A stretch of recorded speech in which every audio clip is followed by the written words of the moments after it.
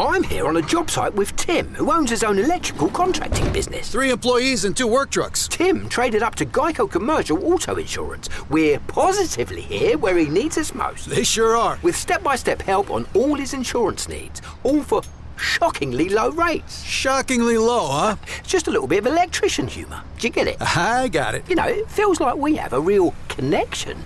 All right, I'll stop. Get a commercial auto insurance quote today at geico.com and see how much you could save. Get more with Geico.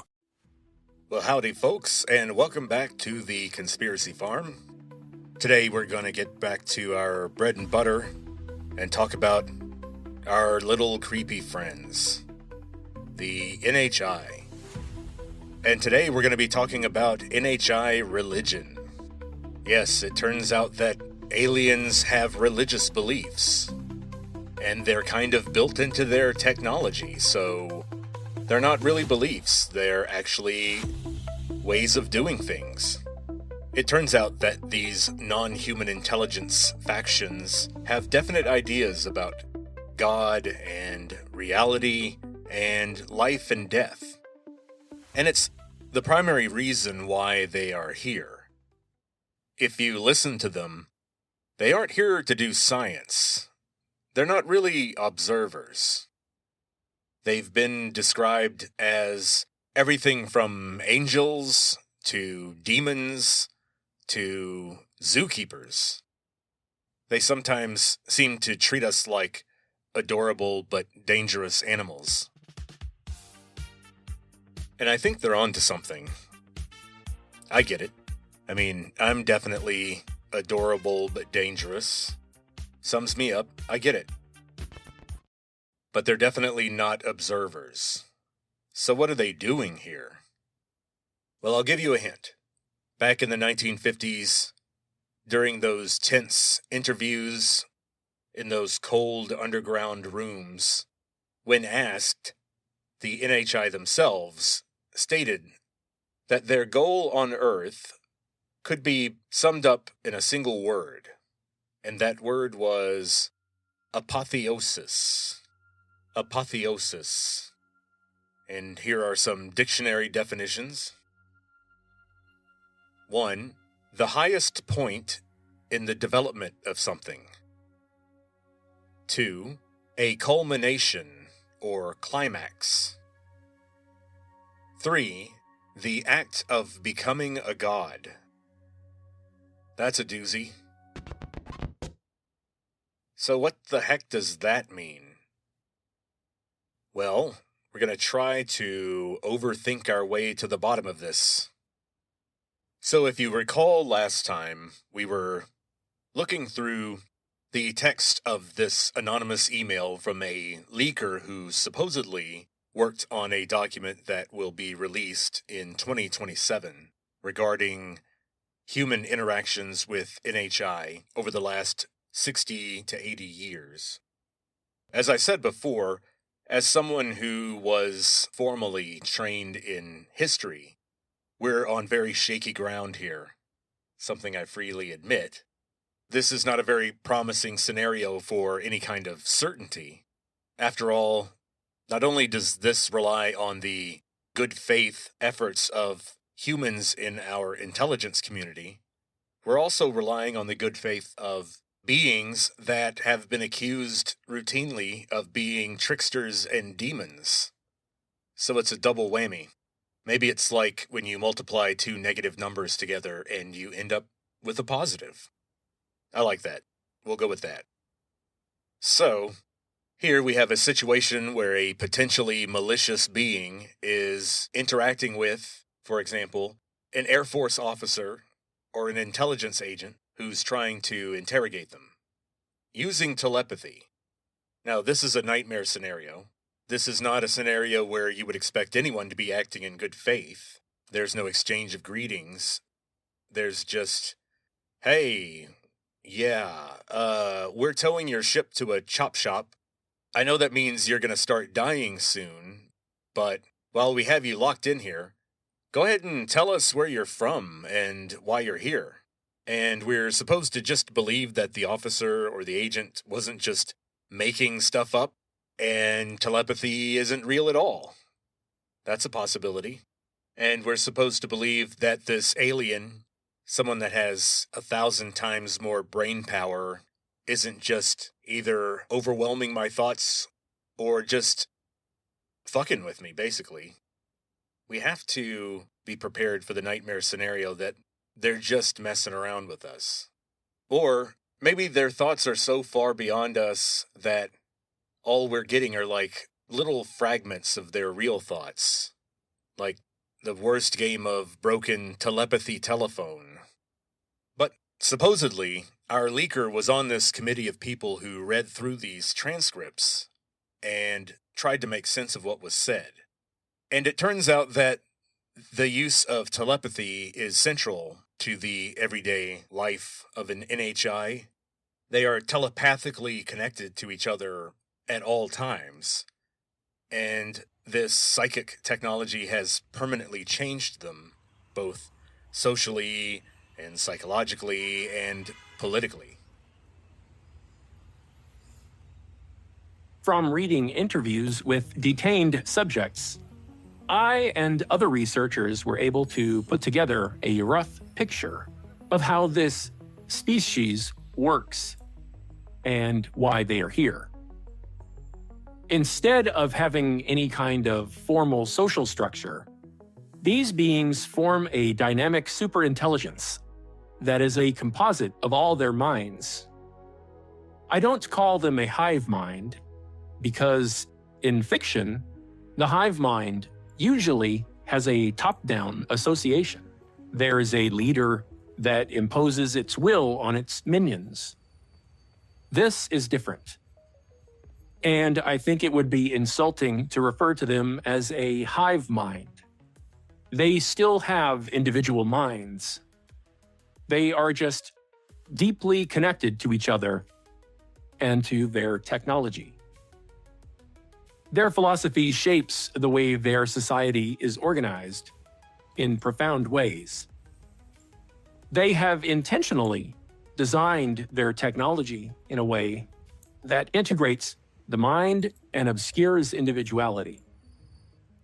The intimate interlinking of their minds causes them to behave as one superorganism rather than as individuals.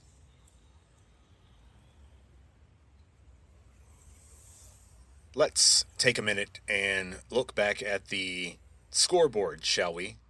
In terms of technological leaps, we seem to be on our fourth one at the moment. So, 8,000 years ago, there was the agricultural revolution, where humans started farming and building cities. Then, 200 years ago, there was the industrial revolution. I think we're all familiar with that difference. And I think we're even more familiar with the next one, the information revolution. The internet, home computers, Moore's Law. And I think we could say 30 years ago is a good dividing line of the world before smartphones and before social media. We're currently in an AI revolution, also known as the technological singularity. There's no need to do an episode on that one. Everybody can just talk to people and look out your window for the next few years. The big transformation is only anywhere from 0 to 10 years from now, I think. So you may have noticed a pattern in these technological revolutions. Each one is more consequential than the next. Each one creates bigger changes than the next. And they are exponentially faster in terms of how quickly the next one comes around. We went from 8,000 to 200 to 30. And then we're looking at a major transformation in the next 10 years. So apparently the next one was going to be electrogravitics, or anti-gravity propulsion. Learning tricks to use stable isotopes of extremely heavy metals to zero out inertia. Now, they got this who knows how long ago, But we got it with their help about 30 years ago. Go ahead and Google the TR3B. But apparently, we still have to use recovered material as fuel because humans still cannot synthesize a stable isotope of element 115, or moscovium. Apparently, in a particle accelerator, it was synthesized in a microscopic form that lasted for only a few milliseconds. Then after that, apparently, civilizations go into major genetic manipulation, and then a kind of amazing laser technology that allows you to 3D print things particle by particle. This is how they make their ships and their element 115. Of course, now you're firmly in Star Trek land, but there's one more step. It seems to be the last step. Once you go there, everything changes and you become almost like another kind of being. And that is the discovery, the scientific and rigorous discovery of the psionic field. Now, all civilizations of intelligent beings have detected the psionic field up to that point because that's how you're conscious. That's what consciousness is. And we find out that it's actually everywhere in the universe. And our biological brains are specifically designed to prevent us from interacting with the rest of the field. And so, at this point, civilizations will develop technology that can simulate the experience of death, for example. They can literally share their love with each other. They can just plant in your mind how you make them feel. I imagine that would change relationship dynamics quite a bit. For humans to do that, for us to try to get our feelings into the hearts and minds of another human, we have to do a lot of messy workarounds. We have to make noises with our mouths, like I'm doing, hoping to move you with language. People threaten each other. We create amazing works of art, just hoping to make that person cry when your character dies on screen, and maybe that'll remind them of how they'll miss you when you're gone, even though they've just been brutally killed by the hero of the story you wrote, the hero who is basically you, but with $1 billion and a modeling contract. So, in our world, you have to vanity publish on Amazon. In their world, you can just beam all those feelings right into the other person's mind. Now, I can see how this technology would destroy the use of actual sound-based language, and it would make visual art using cameras or paintbrushes completely obsolete, digital or otherwise. In their world, you can simply dream it, record it, refine it, and then ship it out instantaneously to all your friends. And I've touched on this before, but bear in mind that this is a society where lying is impossible. Everybody's your friend. You would know if they weren't. Sounds kind of creepy. But supposedly, theirs is a world where indifference and cruelty are impossible, because anyone who is inflicting pain is only doing it when they are fully okay accepting the pain themselves. And in that case, we're all in trouble because apparently they're like these little sacrificial monks, and they seem to think we should also have the same ethereal attitude and not really care about our deaths and see the big picture. But, whatever. Try living down here with us for a while, and I think you'll change your attitude. You take what you can get. But they definitely do have that ethereal attitude. And the leaker goes on in a lot of detail, fortunately, about the NHI belief system and why they think that way. Because they have specific beliefs about what we would call God, life, death, life after death, and that sort of thing. And the reason that they do not fear death is part of why they're here. It's complicated, but we have something to do with their beliefs about God and consciousness and the ultimate fate of the cosmos. All of this stuff feels like it's just dangling a little bit out of reach of my understanding. I'm like a cat trying to watch Inception and understand the plot. It's just not going to happen. I mean, the hardware isn't there. I'm going to notice a lot of the pretty shiny objects and point at the explosions. I'm not going to really get it. But if this stuff is real, that's precisely what I would expect. I would expect that when advanced non-human intelligences start to talk about their big beliefs on the deep issues, it's going to start to sound a little weird to a big, dumb, hairy ape like me. And speaking of big, dumb, hairy apes, what do they think of big, dumb, hairy apes like me? Can we get along?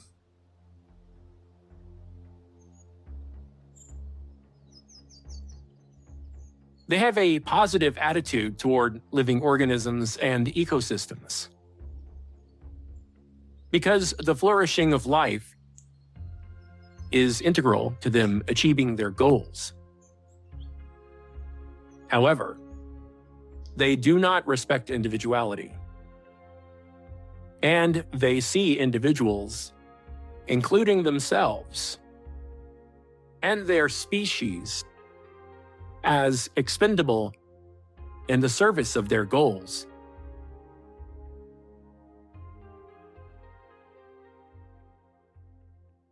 Well, at least they're being fair.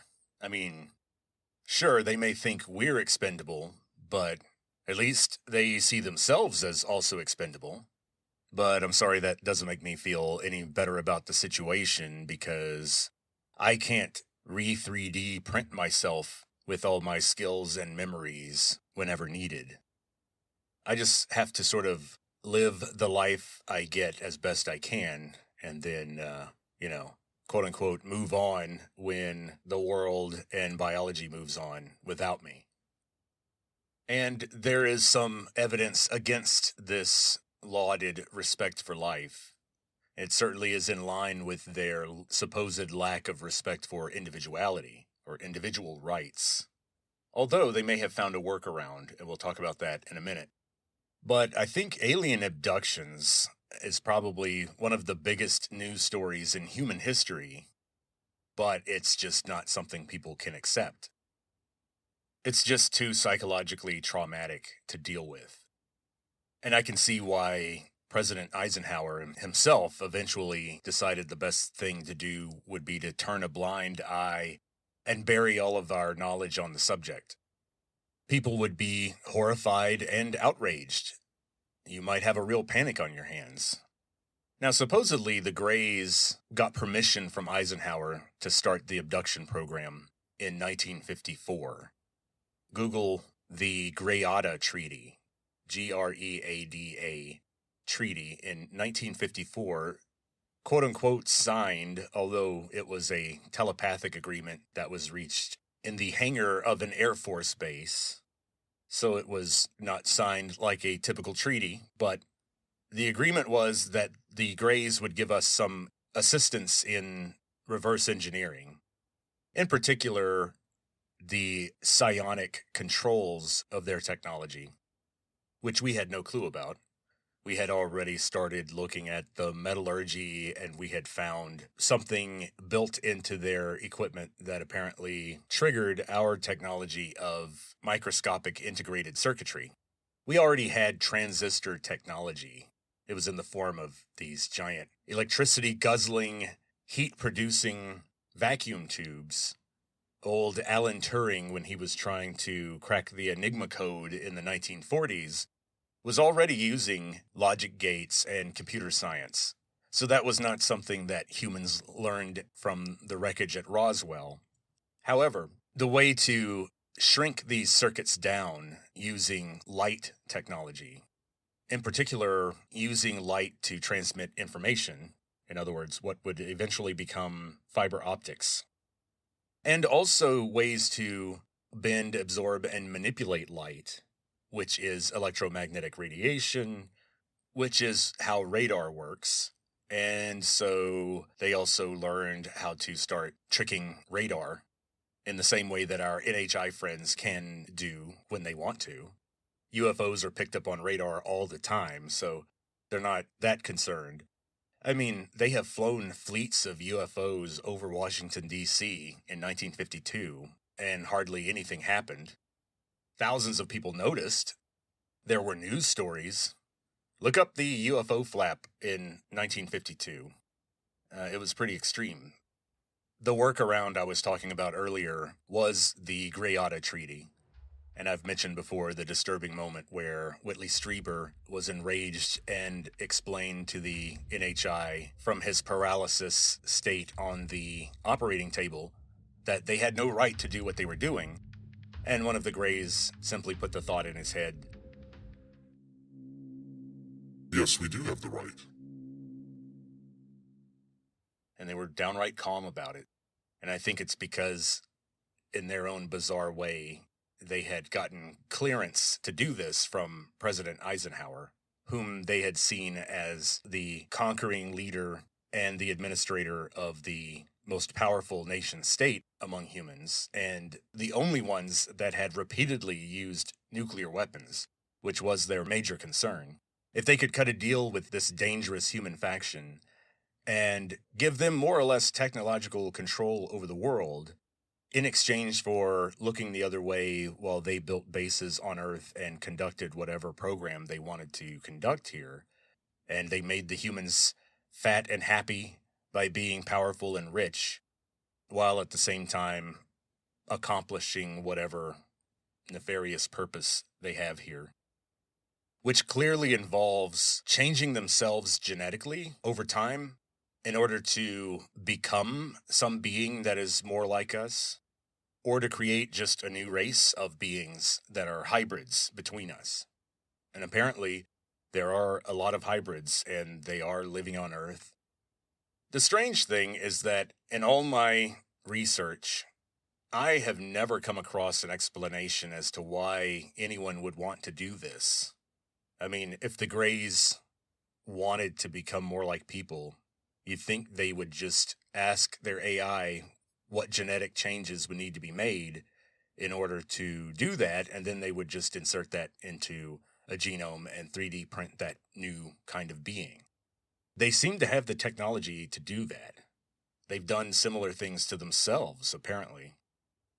And so, what if this is just a behavioral tick? What if this is just the compulsion that beings who have nothing to do start doing? They have no industry. This manifestation technique, this 3D printing technology, and their AI and their constant flood of communication between their minds makes almost all industry and business obsolete and irrelevant. And so what do? Do you just sit around and meditate and wait for the apotheosis? Wait for God? There's also an idea that the Greys' original planet in the Zeta Reticuli system, Serpo, was struck by some sort of disaster. Or, it was ejected in some sort of Newtonian three-body problem situation. Or, since it's a dual star system with irregular orbital patterns, the climate changed due to the approach of another star, or its distance from its main star, or a massive nuclear war on their planet. Maybe it was self-caused. Maybe there was some sort of parasite or radiation problem that damaged them genetically in some way that we don't understand. I'm starting to think the Greys are some sort of lost faction, a wandering cosmic parasite that can infect planets, and they'll start trying to create a new race of beings to eventually start a breakaway civilization on that planet, sort of elbowing their way into the planet, saying, hey, we can live underground or under mountains or in the Antarctic. So let us hang around and we'll help out your elites with controlling the lesser elites in exchange for them looking the other way. while we take over the planet. But shh, don't talk about that. Maybe the Greys are quasi-biological probes of some sort of artificial intelligence that has been sent out scattered like seeds all over the galaxy, or maybe a larger part of the universe. And they use the local biochemistry in the context of the local environment to reconstitute an organism that can survive on that planet. And maybe they have spotted Earth as a great place to put a new kind of species. And they see us as having some flaws that need to be removed. And that's what's happening, basically. We're being adjusted by an AI that was built by some extremely ancient civilization that may not be here anymore. And it's going around correcting life and furthering the apotheosis goal. And note that this apotheosis goal would be programmed into the AI, and it might be wrong. It may be the weird fanatical dream of a species from 500,000 years ago who, thanks to their other not-so-bright ideas, don't exist anymore. All we have are these parasitic things that will crash into the Pacific Ocean and start creating havoc. Are we going to go all the way through talking about their religion just to find out that their religion comes full circle to justify an invasion plan? Well, that would sound familiar. People in general see these creatures as either visitors or invaders. I think enlightened emissaries of a helpful civilization is now off the table. And if any of this has been going on since the 1940s or even the 1930s, then we know for a fact that they're not particularly helpful, because in a lot of ways, human life has vastly degraded since then. Sure, we have more technology, but humans are objectively less happy, and in some ways, less healthy. There's a scarier word than invader, and the crash retrieval bro, the guy I talked about in previous volumes, who leaked a lot of information about the crash retrieval program, at least in the form that it took when he was part of that program in the 2000s. He uses the term zookeepers. He says that they behave a lot like zookeepers. I'm going to say that I think that they are a kind of farmer. And we'll talk about that toward the end of this episode. And so now, let's hear more about our leaker's opinions on the subject based on what he has seen. To get why they are here, we have to understand their philosophy. Philosophy is a human word for human contexts, so it may not be appropriate to use that label. But I will use it anyway. As far as I can tell, their philosophy is naturalistic, but it has some elements that could be construed as religious. Oh boy, the old tension between philosophy and religion. Now, I have a dear old friend who I plan to reconnect with soon, who has a PhD in philosophy. Yes, that means that he loves to argue. And yes, I know that he loves to argue because we don't agree on some things. Now, I think we would agree more now than we did back then. Back, I would say, the 2010s. He may or may not hunt me down for saying the following, but what I'm about to say makes sense to me. So, how could it be wrong? This struggling over the difference between religion and philosophy that this guy is doing, our leaker, is a very modern thing. It's almost a political thing. The original Latin word that we get religion from originally referred to obligations, more or less. It referred to the ties that bind, religio, is related to where we get the word ligature, a tie, a binding. Philosophy, as we've talked about, is just a Greek word that means a love of wisdom, pursuit of meaningful knowledge. It referred to a kind of curiosity, a truth-seeking personality. One thing to notice is that the first word has a moral connotation, while the other one is just information.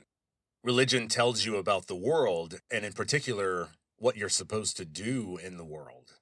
Philosophy tells you about the world, but what you do with that knowledge is entirely up to you.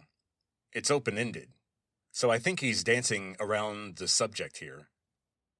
I think the NHI definitely have a religion because that belief system covers exactly the same territory as what we would call religion. And it directly shapes their actions and behavior to an extreme extent. As in, let's do this risky, stressful, deceptive thing for 1,000 years, just in case it helps us reach the goals of our, philosophy. Yeah, that's it. Yeah, I think they're stretching the word philosophy here. Even if we do want to sterilize these religious ideas and make them philosophical ideas, in other words, put these exotic living butterflies of thought into Aristotle's killing jar for philosophical dissection, our leaker here uses two terms that best describe the NHI belief system in technical philosophical language, which I promise we won't get too into. The first is cosmopsychism, which basically just means the entire universe and what's beyond the universe is somehow aware. It has some kind of mind. Then there's objective realism, and we'll just say that these are kind of in contradiction from our human point of view, given our limited perceptions and our limited science. And what resolves this contradiction in a beautiful Hegelian way is this new thing that the NHI know about that we don't, a fundamental field of nature. What's cool is we've all detected it. We can detect it with our minds. We've literally felt it, even though we can't see it. We don't understand it, and humans have not even agreed on what the feeling really is. We're talking about consciousness. And this is where this NHI religion stuff hits me in a way that feels like the real thing, like it's actually true. And that's because consciousness has clearly been the big elephant in the room in terms of human science and philosophy. We don't understand it. We never did. We don't know how the brain produces it. And it turns out that if the NHI stuff is true, our brain doesn't produce consciousness. It only detects it. In the same way, our brains don't produce light, but our eyes can detect it. Humans have long believed that our consciousness kind of lives in our heads, and the real us is kind of in there, in our skulls, and it's looking out through our eyes. Some studies show that people really perceive their consciousness as being, inside their head, but also a little bit outside of it, around the general vicinity of their head. If the information we have about the NHI is true, then what we call consciousness is our brain detecting and weakly interacting with a fundamental field in the universe that the NHI researchers are calling the psychic field, or more often, the psionic field. Unfortunately, both of those words come from Greek, so they both start with PS. Psionic, the psionic field. It's supposedly a fundamental force of nature, a field that permeates everywhere in the universe. And that means that the universe and everything in it is aware to some extent. Trees, rocks, the sun, they're all aware. And this awareness is chaotic and unstructured. It's just pure awareness. No thought, no feelings, no pain. A rock has a minimal awareness, but if I smash it with a hammer, its experience doesn't change. I mean, big deal. Now it's broken into 10 pieces. The rock never had a sense of self to begin with, so the one rock was self-aware. Now the 10 pieces of rock are self-aware, because the awareness is even and it flows through everything, with some important exceptions, which we'll talk about. Hint, hint, you're one of them. Anyway, if you're in this normal field of awareness, there are no borders. The rock's awareness is the same as that of the mountain it's sitting on, and the mountain's awareness is the same as the whole planet. But there's a kind of matter that can change and be changed by the psionic field. Actually, it's not a special kind of matter. It's actually just a very complex special arrangement of extremely common forms of matter, a kind of chemical residue that forms on the remains of dead stars, and we call this residue life.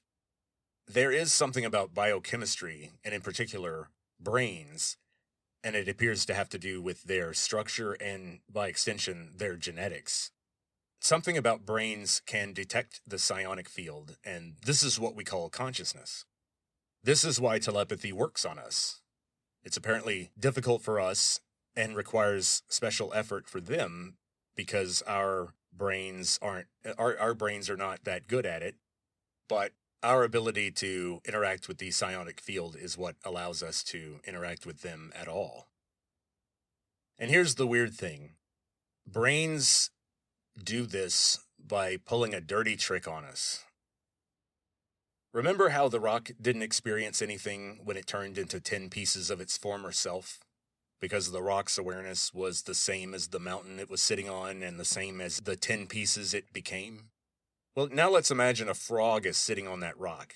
The frog is definitely not going to let you smash him, because the frog can feel pain, and the frog has a sense of self, and it has a drive to keep that self integral. Because what is pain anyway? It's his brain alerting him with signals regarding potential damage to his body. The brain's processing of that signal, somehow, in a way that we don't understand, triggers an event in the psionic field. Now, apparently, frog brains aren't as connected to the psionic field, so frogs are not as conscious as humans. However, they are very different from rocks. And that's because one of the big jobs of a brain is to make sure that this intrusion of the psionic field doesn't interfere with self-preservation. And so, as an organism evolves, the brain evolves to harness and experience the psionic field, but only perceive the psionic field as it pertains to them. And this is very helpful because this ability to suffer, this ability to really feel pain in a conscious way, and this ability to experience themselves as a being separate from mountains and rocks is essential to having the organism behave in a way that's useful for natural selection. And so as organisms get better and better at doing their organism thing, and they get more intelligent, they become more aware, but in a sad, bizarre way, they become more shut off from the larger psionic field. Now, this relationship with the psionic field is unfortunately genetic and biological. So we're all born with limits to how much we can access the field. But certain activities like meditation can help pull down these barriers and help you see or experience the larger psionic field. Even certain drugs, psychedelics in particular, which we talked about in the MK Ultra episode. A drug called DMT in particular seems to be able to shut off this part of the brain. Because remember, it's an artificial trick. Your brain is tricking you into thinking that the awareness you feel is special and it's only in your head. This individuation part of the brain is something that has to be shut down in order to experience the universal consciousness, or what our leaker will soon refer to as the unitary consciousness, which is what rocks and everything else in the universe, quote-unquote, feels. And to what extent do they want to share this with us? How much do they want to consciously bring us into their program and believe the way they do about the universe. I don't think they care to convert us to their philosophy. All that they care about is for life on this planet to keep proliferating and moving forward. If we become a barrier to this goal, they will intervene. They prefer to take the subtle approach. But if we become a bigger problem for them, they might have to take a more direct approach. So they want life to keep proliferating. Now, based on what I've read, I'm going to suggest that we nudge the word zookeeper to gardener. Earth is a kind of garden that they tend. And just like this podcast is a conspiracy farm, our Earth might just be a consciousness farm.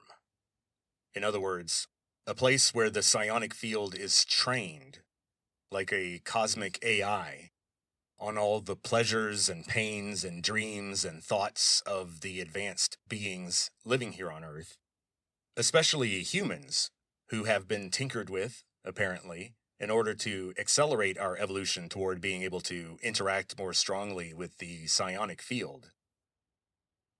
Now we're going to dive into what the leaker says about the core ideas of their beliefs about the psionic field, and you'll see why they think having a consciousness farm would be an important thing, and why you want to really jazz it up and make the beings there super conscious and super complex.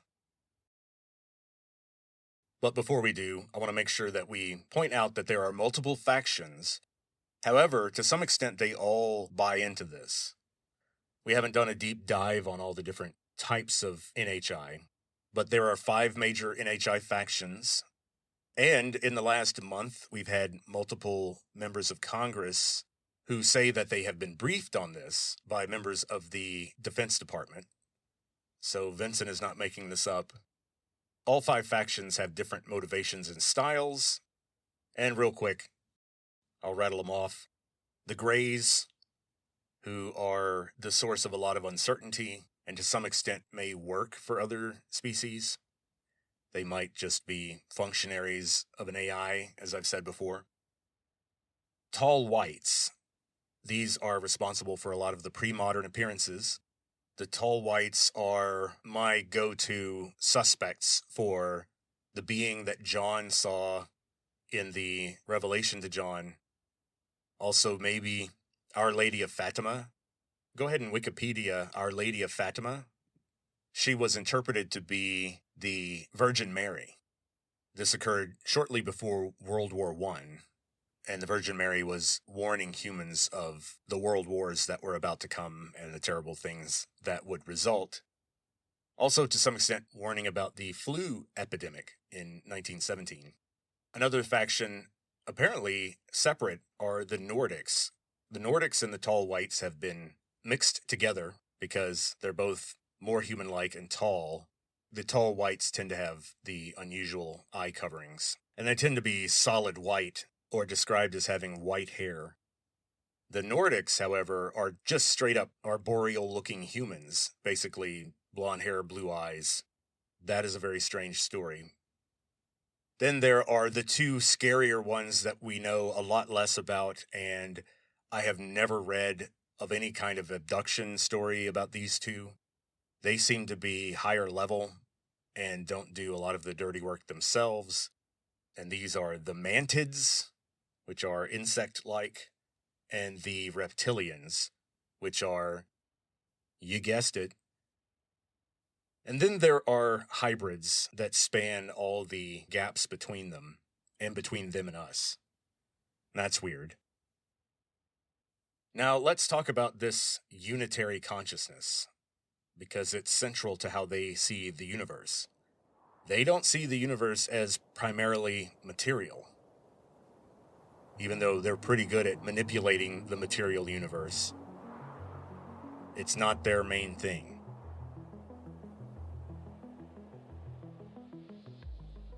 They reduce time, space, and everything to the behavior of a single unitary consciousness. This consciousness behaves entirely spontaneously, without deliberation or forethought. The process of evolution has caused some organisms, such as ourselves, to develop higher cognitive faculties and mental complexity, which allows for complex thought and self-reflection. According to them, the mind of a living organism is a part of this consciousness that has looped in on itself, creating separation and individuality. Our perceptions are the mental activity of this unitary consciousness, as it is filtered through our minds, and presented in a way that is most advantageous to our survival as individual loops. Now, this idea that living things are sort of living in a perceptual trick, where their consciousness is separated from the rest of the universe through biology, but it sets up a distinction between self and the rest of the world that doesn't really exist in terms of consciousness. And this is something that people in the mystical tradition, East and West, have said all along, that brains create a sense of separation. And it's necessary in order to do its menial thinking and find food and survive. So, if this is correct, then we've had it backwards all this time. We wondered about why are we conscious and the universe is not? Well, this idea of the unitary consciousness, which refers to cosmopsychism, as we talked about. There's another term that's similar that applies here, panpsychism. Panpsychism, Panpsychism. Unfortunately, even more Greek, but it just means everything has a soul. There's a soul in everything. So clearly, they see the universe itself, or at least this giant psionic field, as something that's like God, or could be God. But currently, this godlike universe doesn't make plans. It doesn't know your name. There are no neurons wired up to perform parallel neural network calculations, so actual cognition and real thought is not possible. It's almost like the universe is a mind that's perfectly meditating. Everything is unguided, spontaneous, pure awareness. And as we'll see, it looks like the goal of the NHI is to make that awareness think, to wake it up, stop the meditation, have it make a plan, or remember something. Or, and I've thought about this, maybe change its habits. If the universe can think, then the laws of physics are a decision. And if these ideas are true, then this shouldn't surprise anyone. I think all humans have suspected that there is something fundamentally inaccurate about how we experience the world. Plato was the first person to write about this in detail, but I imagine at some point, thousands of years before Plato, we had humans looking out into the world and wondering whether our eyes were giving us the real deal, or were all our thoughts and experiences just the tokens of this artificial intelligence that is just designed to catch fish, build houses, have kids, and so on. We were never supposed to be able to figure out the universe with our minds. After all, we're designed to be passionate and creative and aggressive and very, very conscious. And that makes us really good for the consciousness farm. Humans might be kind of like number 2 field corn, a standard that you plant somewhere and it's hardy, it's hard to eradicate, and it produces a good yield. i.e., in terms of intense consciousness to train the psionic field for its awakening someday. And yet, our culture is entirely based on the idea that we see the world more or less accurately. We live at the mercy of the material world that is apparently just an afterthought of this unitary consciousness, which generates the material world. And apparently the NHI understand this at a deep level, and this eliminates any fear of death they may have had, because they understand that their conscious experiences during their brief lives contributed greatly to the unitary consciousness, or the psionic field, and that although their awareness of self will dissolve, it was all an illusion to begin with, and now their awareness will expand to fill up the entire cosmos and join with the unitary consciousness. In other words, when you die, your little water droplet of consciousness that's locked away in your head by your biology will be set free to become part of an infinite ocean of awareness. Apparently. According to them. Supposedly. We model the patterns of our observations as the laws of physics. But the laws of physics have no inherent existence, except as the patterns of this universal mental activity. They are not afraid of dying, and even embrace it when they have fulfilled their purpose. They do not fear death, because they believe that death is just a process where individuality breaks down and the mind unloops and becomes reintegrated into the unitary consciousness. They believe that memories and life experiences are reabsorbed into the unitary consciousness during this process. Perhaps this is the mechanism that allows the unitary consciousness to develop. Whether or not this is true, it seemed to bring them a lot of peace during their tormented final moments. Even in death, they served their purpose.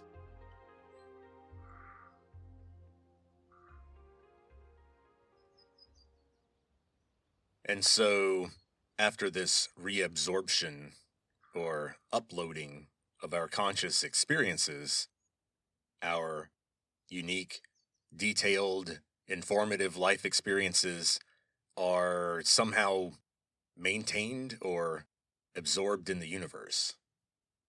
I think this absorption into the universe occurs as the experiences happen because, and we'll get into this in another episode, because of the shape of the universe, in other words, the structure of it, nothing ever really goes away. Every moment in the universe is eternally there. And we'll talk about how the universe is sort of like a holographic film, instead of a 2D strip of film with each frame containing a flat image that you project at a certain speed that creates the illusion of a moving 2D image. The universe is a series of 3D frames that we only perceive one frame at a time in a way, so that we see the universe moving around us and things changing around us, but it's because our awareness is stuck moving forward with time, at least our local timeline. But the universe is eternal, and every moment in it is eternal. So in other words, as we go through life and we interact with the universe, we have this idea that, well, when our physical bodies stop working and rot away, well, then we're done. And it's like, well, that's not really how the universe works. Nothing's ever done. And I think that's the key, both to the ideas of the afterlife and why the NHI value living things, and especially complex life forms with big, hulking consciousnesses. They manufacture complex conscious experiences so they can be absorbed into the psionic field, and there they can, quote unquote, complexify the universe. And at some point, when the universe is complexified enough, when it has absorbed or uploaded enough experience, or it has been trained on enough cognition, then the apotheosis happens. And so our lives are scenarios for training the unitary consciousness in the same way that 4 terabytes of text from Reddit helped to train ChatGPT. That's kind of scary. Every moment of every life of every conscious being is uploaded or integrated into the psionic field, or the consciousness of the universe, and supposedly, over time, this makes the consciousness of the universe more coherent and more self-aware. This seems weird and dangerous because it's like they're trying to make the universe one of the loops, like you and me. That just doesn't sound like a good idea. Do we want the universe to think of itself, as separate from us? It seems like we should be trying to be more like the universe and not trying to drag the universe down to our level and make it become something isolated and disconnected. And that's the strange thing. It seems to me that this apotheosis is going backwards, but that contradicts the inherent meaning of the word because, as we said before, apotheosis is the perfect form of something, the highest or best part of something, or elevation to divine status.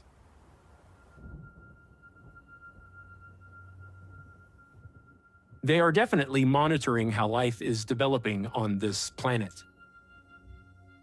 And it is very probable that they are subtly manipulating it to serve their goals. They believe that as life continues to grow and to complexify, it will have an effect on the unitary consciousness that constitutes the universe. As life proliferates and complexifies, life will cause the unitary consciousness to attain higher cognitive functions and eventually reach self-awareness. They believe that the universe is blindly striving toward self-awareness and complexity, and they seek to move it along, so to speak. I have no clue why they are so motivated to move toward this goal, or what the actual implications would be if they succeeded.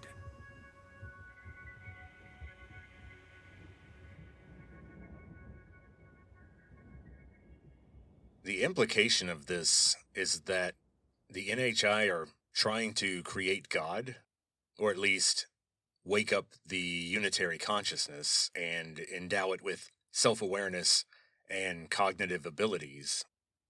That would be a very godlike being. So we can quibble about semantics, but if it walks like a duck and quacks like a duck, so if this is God we're talking about, do humans have it backwards? Humans generally think that God predates the universe, but does it turn out that the universe predates God? Does this whole idea of predating something make no sense when you're a being that can see outside the universe and time doesn't really matter? So we're probably completely confused about whether the timeline even matters. And what if this godlike being, once awakened, realizes that it doesn't want all these little gross blobs of ammonia and psychic manipulation collecting ova and semen samples from more primitive organisms? What if it realizes that all this life stuff that helped wake it up is not really worth any more trouble, and the unitary consciousness can sort of take it from here, guys? You're all just loops anyway. I gotta mention now that I am working on the script for an episode about our new theory of the universe. Real science, not intelligence leaks, based on papers being published right now, peer-reviewed, and these come from observations made by the James Webb Telescope. And in other words, it's kind of exciting. We have rigorous scientific proof that there is more than one universe, and we know that we have a parent universe because we are inside a massive black hole. And when this black hole formed in this parent universe, when all this material collapsed, and the force due to the Pauli exclusion principle forced space to extrude, in other words, in a new direction, and that's what creates these new universes. In other words, singularities don't really exist. You can't infinitely squash matter infinitely into a tiny point.